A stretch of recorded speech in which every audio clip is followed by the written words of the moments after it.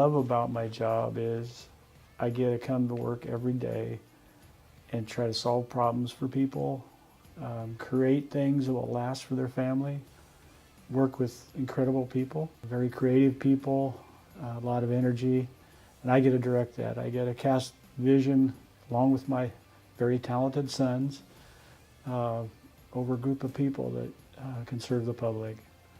And I get a great deal of enjoyment out of just seeing finished product, taking a plan, working the plan, completing the plan, and then having something that homeowners can be proud of when they're done.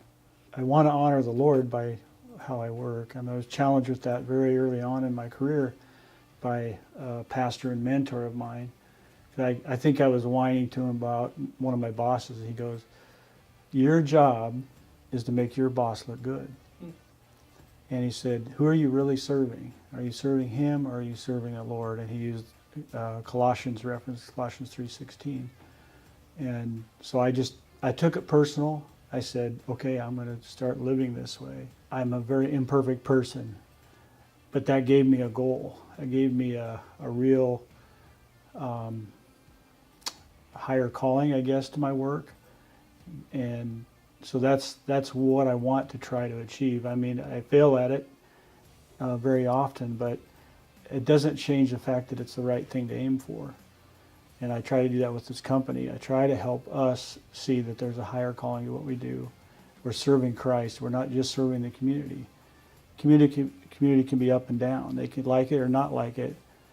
Christ is always loves us, and he always is pleased with us when we try to work for him. So that's a goal that's achievable. And I think that it's a high calling. It's something we have to be in prayer about too, to do it right. What do you do with your client or your customer that you feel is valuable, and what do you think makes it different? That's kind of a wide, it's not a narrow answer. When you talk about what do we do for our customer, we try to serve them honestly. And I think that may be what sets us apart. If from the get-go we want to serve them honestly, so fair price, do exactly what we're going to say. A lot of guys use a check-off estimate, so they say we're going to do this, this, this, this. You get to the bottom and you can't even understand what it says. We try to be very upfront with what we're going to do, and we try to list it out so it's very in order of what we're going to do, how we're going to do it, products we're going to use, and then do it that way. And if there's a change, we try to be upfront with somebody about what that'll cost and what, so there's no surprises. It's very important to me to treat people the way I want to be treated, and that's how I want to be treated. If there's a change in the repair bill on my car, I want my mechanic to say, hey, I found some more problems, it'll be this amount of dollars, do you want to do it or not? And that's how I want to treat customers too. I want to have not only a good relationship going in, I want to have a good relationship going out. And the only way to do that is to be honest, to be fair, and to be upfront. And we don't always hit it 100% of the time, but that's what we're aiming for 100% of the time. How do you feel about emailing an estimate to a client? I would rather sit with somebody face to face, just because you can misinterpret something. Same with text or email. There's more opportunity for misunderstanding. I will email it out if that's what they want me to do, but I'd rather meet with them face to face, and they get to know me.